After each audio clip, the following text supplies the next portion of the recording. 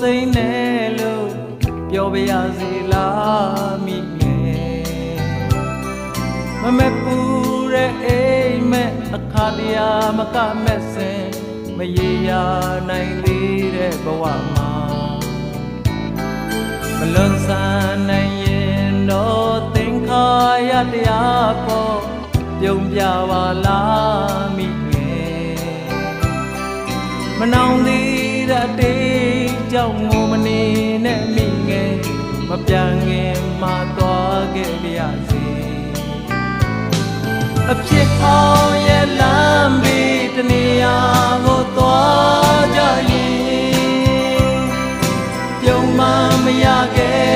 တဲ့မောင်လိုလူသားတယောက်ဟာချစ်ခဲ့တဲ့မင်းတယောက်ကာယာရှင်မြူဖို့ရာစစ်တောင်းခဲ့ဘူးတဲ့ဒီအမောင်ငိုတန်တွေကြမှာအနေခံလူတွေကိုကျင်းဖို့မလုပ်ရဲ့လို့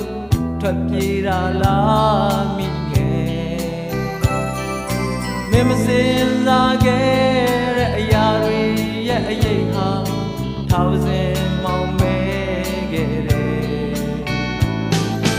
နမောမလင်းသေးတဲ့ဒီကဘာဒီလောကကိုဖြတ်တန်းသွားတော့မဲ့မောင်လိုလူသားတယောက်ဟာ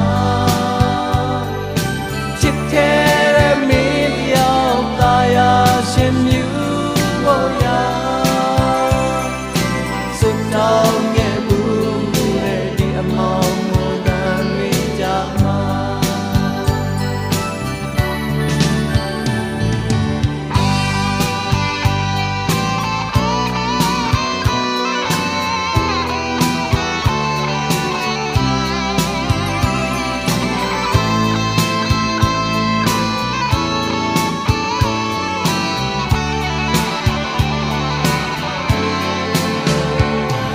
မနမောမလင်းသေးတဲ့ဒီကဘာဒီလော